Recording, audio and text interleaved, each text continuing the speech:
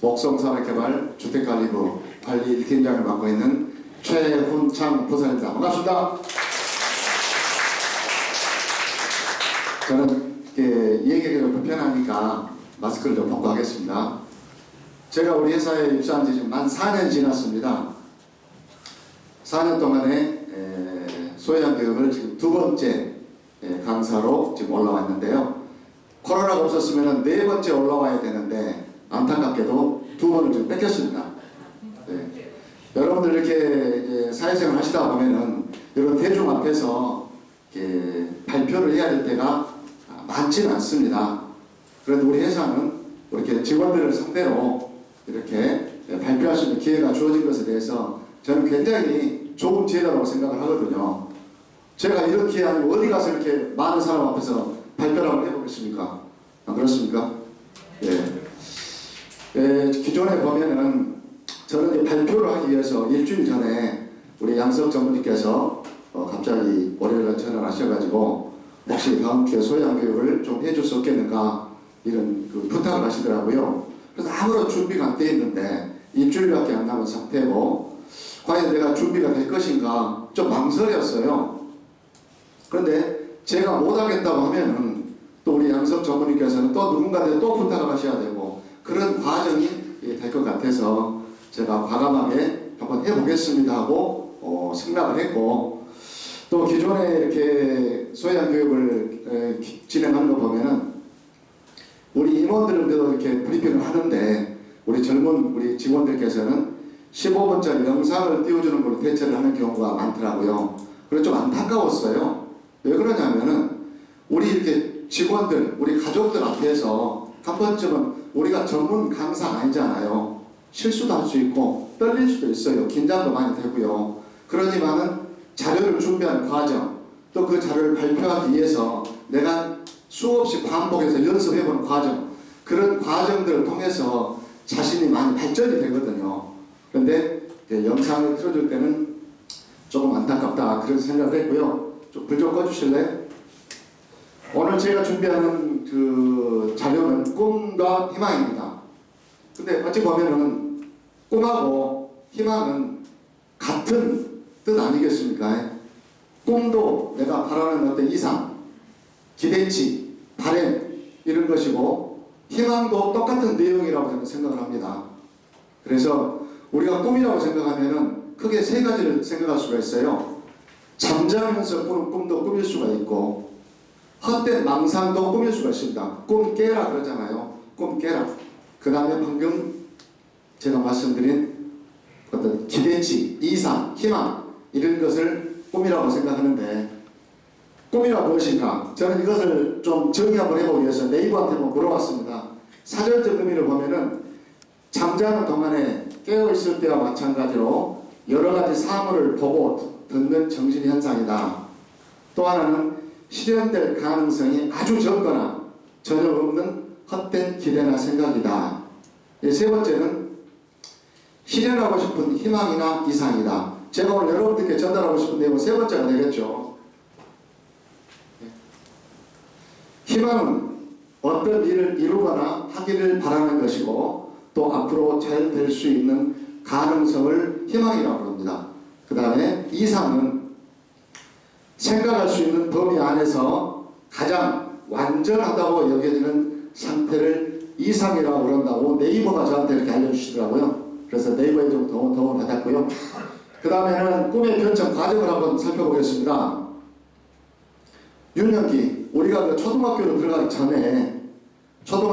전에는 우리 어렸을 때는 어린이들이 그렇습니다. 네 꿈이 뭐냐? 너는 커서 뭐가 될래?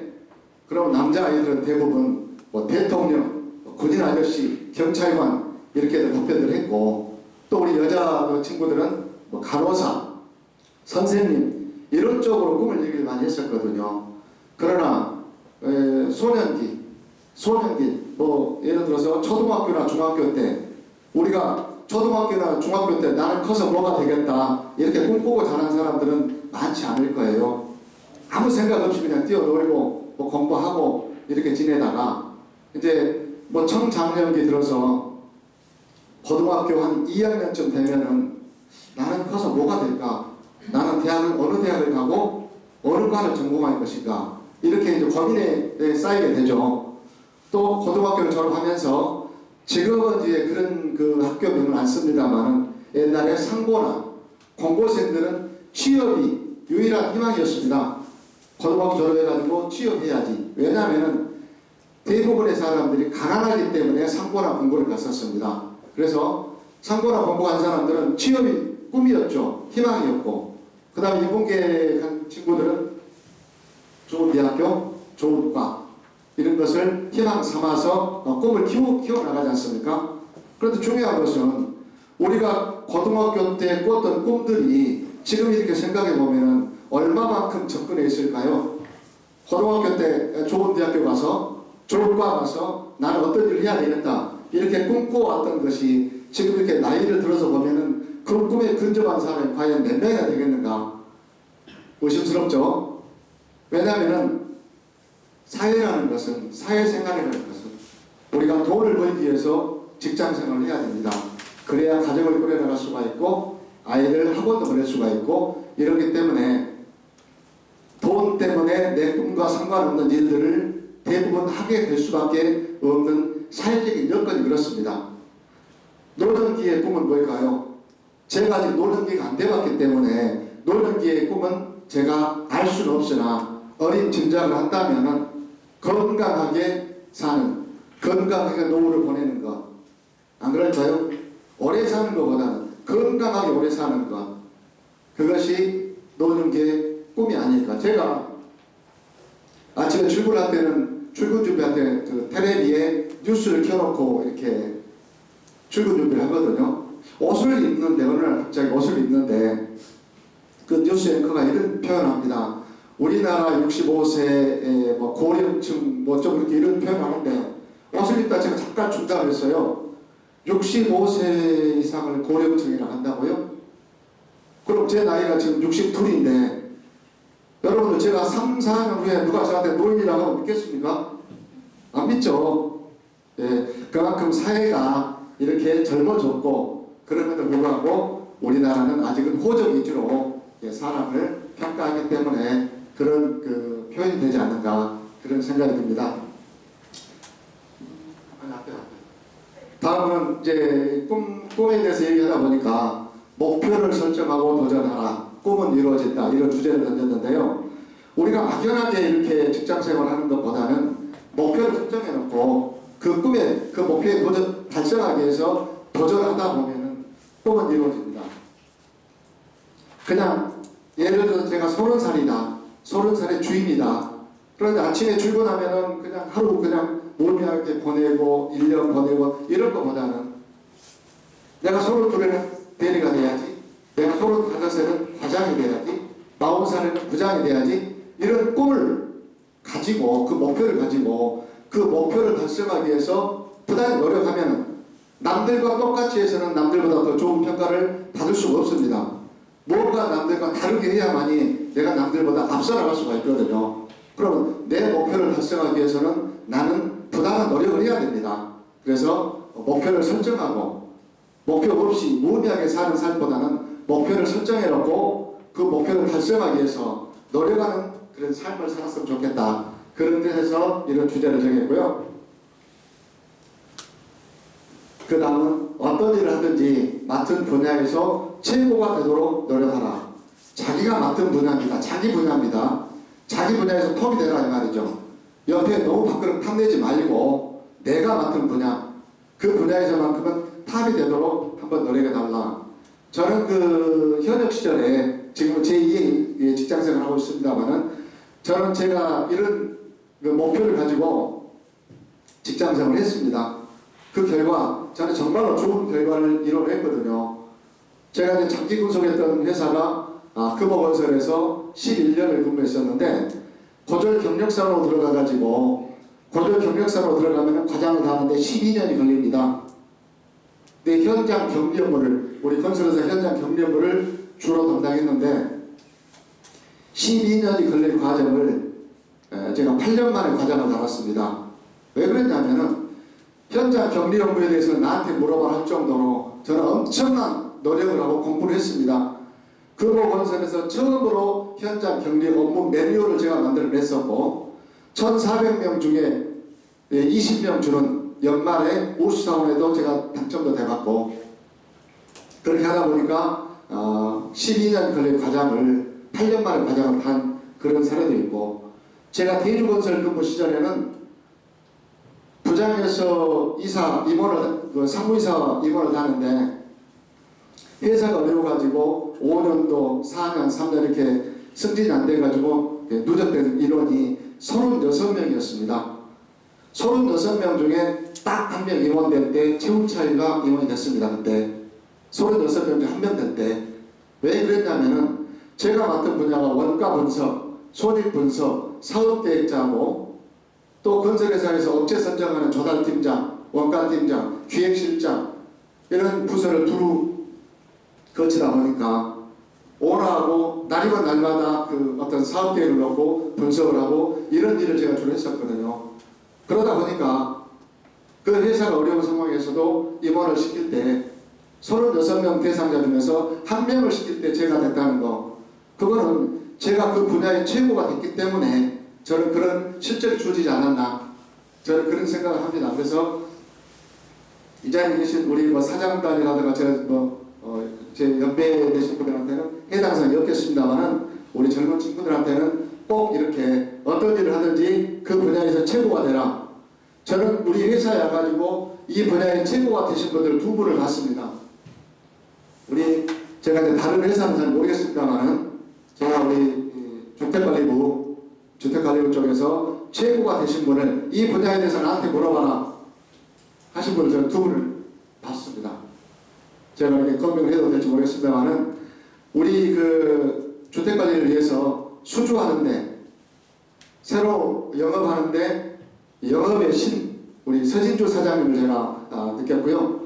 두 번째는 우리 행정팀에 대해서 모든 걸 나한테 물어봐라 할 정도로 아주 많은 것을 알고 계신 우리 우영아 상무님. 저는 평소에 저보다는 나이로는 아래지만 항상 존경하는 마음을 가지고 제가 살아가는 두 분입니다. 그렇겠습니다. 마지막까지 버리지 못하고 안고 가는 존재가 되어라.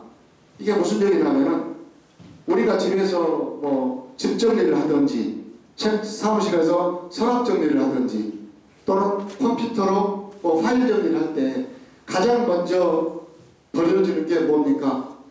나에게 필요 없는 것부터 버리기 시작합니다. 이거 나한테 필요 없어. 이거 버려야 돼. 그럼 버리는 거죠. 과감하게.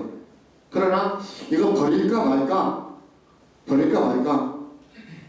망설이는 것은 있으라 마나한 존재입니다.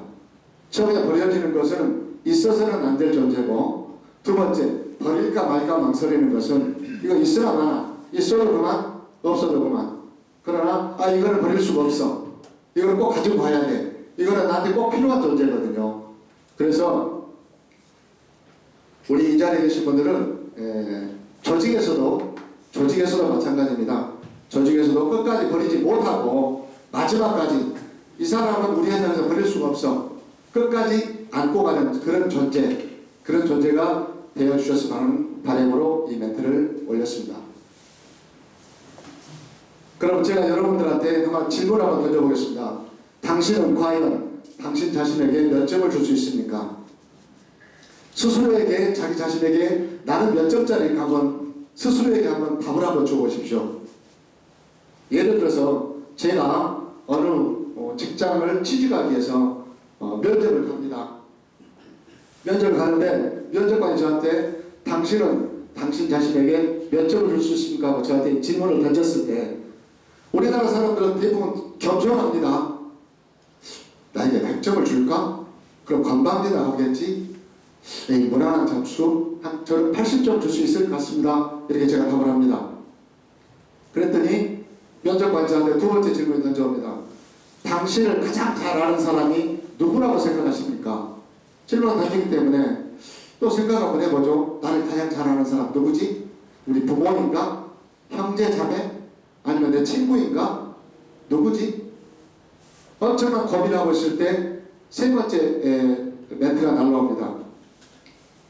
당신 자신을 가장 잘 아는 사람은 당신 아니신가요? 이렇게 물어봅니다. 생각해보면 그러잖아요.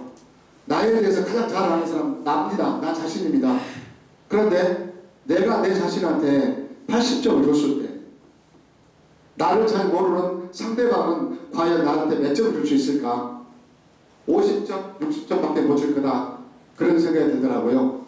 그래서 저는 과감하게 자기 자신을 100점을 줄 수 있는 그런 자신감을 갖고 살아가 주시기를 바라는 마음에서 이 멘트를 올렸습니다. 다음은 조직의 기대에 부응하라. 여러분들 지금 이 자리에 계신 분들은 목소 가족입니다. 목소 그룹에 채용되어 있는 우리 근로자입니다. 저도 여러분들하고 똑같은 위치의 근로자입니다. 우리가 이 자리에 있는 것은 월급을 주기 때문에 이 자리에 있지, 월급을 주지 않고 일만 시킨다 하면 이 자리에 있을 사람은 한 사람도 없습니다.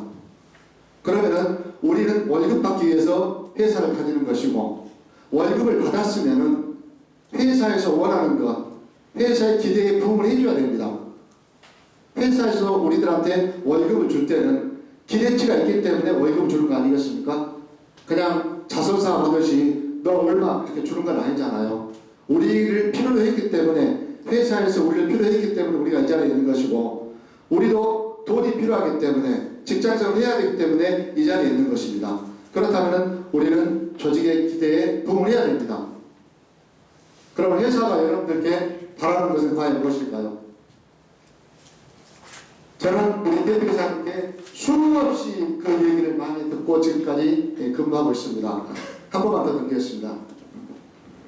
회사에서 우리들에게 바라는 것 세 가지죠. 홈페이지에 글 남기기. 지금 제가 안타깝게 생각되는 것은 뭐냐면요, 출근해서 홈페이지에 들어가서 글을 이렇게 남기다 보면은 하루에 30개 이쪽 저쪽입니다. 우리 본사 직원만 해도 70명이 넘는데 홈페이지에 올라온 글은 30개 이쪽 저쪽이더라고요.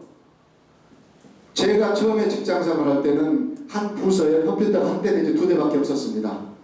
그러나 지금은 1인 1컴퓨터입니다.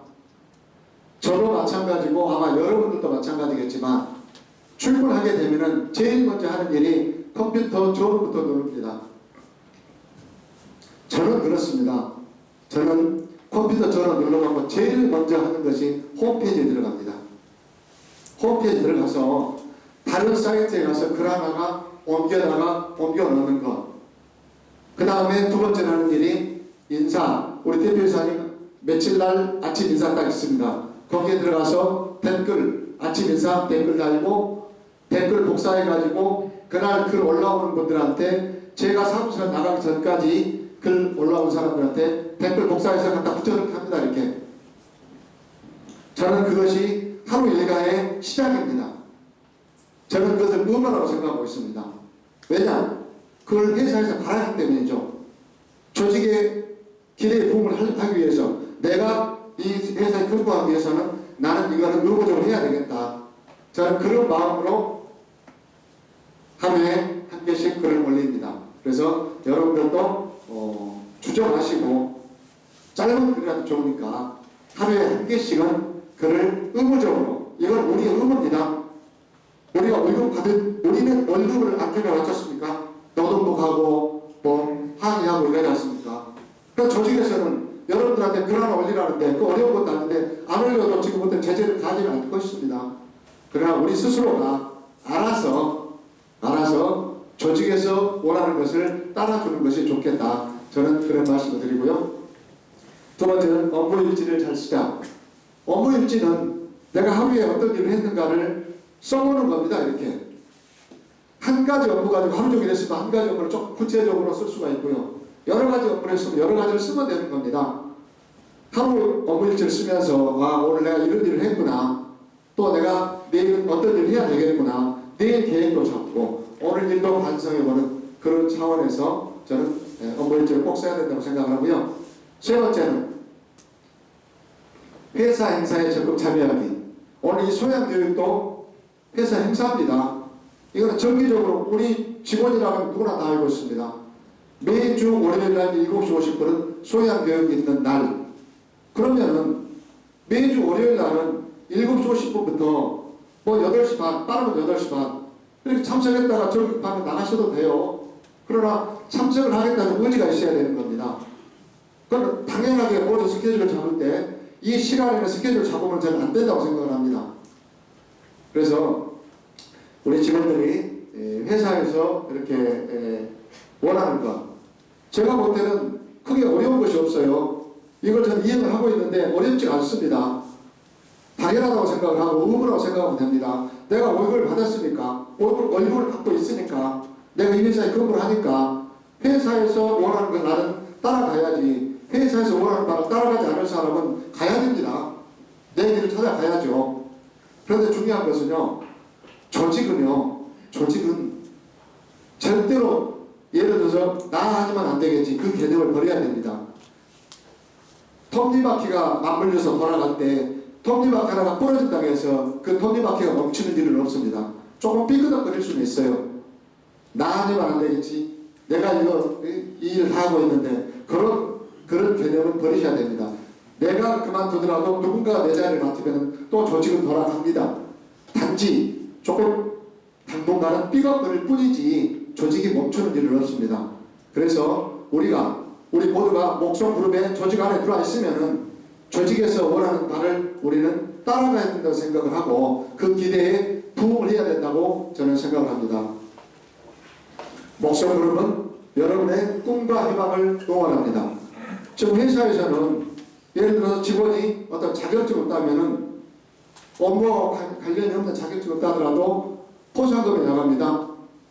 장기 근속하면은 장기 근속 5년 근무하면은 배지가 나가고 10년 장기 근속하면은 반지가 나가고 있습니다. 제가 이렇게 알아본 바는 우리 위탁관리 업체 동종업계에서 장기 근속한다고 해서 장기 근속상 나가는 회사는 우리 회사밖에 없습니다.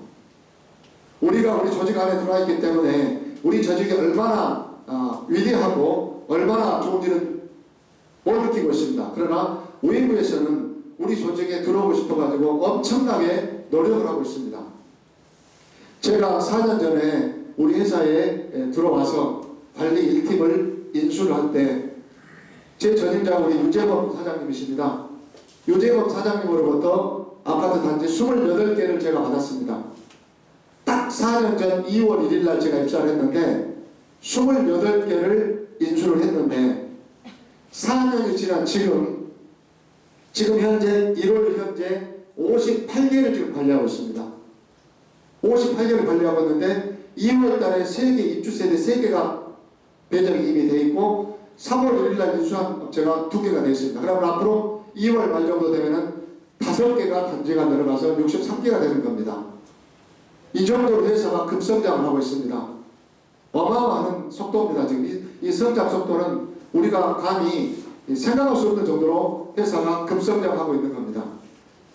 이 성장하는 데는 우리 모두가 힘을 합쳤기 때문에 이런 결과가 주어졌다고 저는 생각을 합니다. 우리가 모래를 손으로 집었을 때 모래는 손가락 사이로 다 빠져나갑니다. 그러나 진흙을 한 주먹 물 묻혀서 쥐었을 때 진흙은 똘똘 뭉쳐지게 되어 있습니다. 우리 목소그룹, 우리 입주원 모두가 진흙처럼 똘똘 뭉쳐서 이렇게 하나가 되는 그런 우리 목소그룹이 되었으면 좋겠습니다. 제가 이렇게 급작스럽게 자료를 준비하고 하다 보니까 두서없이 말의 순서가 없을 수도 있습니다. 또는 저는 전문 강사가 아니기 때문에 아무래도 좀 서툰 부분도 있었을 것이고 제가 조금 긴장된 부분도 있었으리라고 생각을 합니다. 제가 우리 젊은 친구들한테 이런 자리에 나와서 브리핑할 때 조금 더 긴장을 완화하는 그런 방법 하나 팁을 하나 드린다면은 이렇게 이제 저는 이제 사실 과거에 한 500명, 600명 이런 자리에서 브리핑을 많이 해봤습니다. 그렇기 때문에 이 정도 한 70명 정도 이런 자리에서는 사실상 긴장을 안 할 거라고 생각을 했는데 아까 이 교육장에 들어오니까 긴장되더라고요. 가슴도 두근두근 그리고 조금 떨림도 있더라고요. 그러나 이렇게 그래도 강의를 이렇게 좀 자기 발표를 많이 해보신 분들은 이렇게 앉아 계신 분들은 눈을 마주치면서 이렇게 대화가 됩니다. 그러나 경험이 많지 않으신 분들은 이렇게 사람 얼굴 보면은 굉장히 긴장이 많이 됩니다. 그럴 때는 사람 얼굴을 보지 마시고 뒤에 있는 저 시계라든지 뒷벽을 보고 하시면은 아무래도 더 긴장감이 해소가 될 수가 있고, 또 본인이 말을 하면서 자꾸 말이 꼬이거나 말이 빨라진다고 생각하면은 내가 긴장하고 있구나, 그걸 느끼시면 됩니다. 내 말이 빨라지고 있구나, 그걸 느낄 때는 말을 조금만 더 천천히 하는 그런 습관을 길러준다면은 좋은 발표자가 되지 않을까, 그렇게 생각되고요. 두서없이 여러분들께 이렇게 보고 드린 점 좀 양해 말씀드리고 이만 보고 마치겠습니다. 고맙습니다.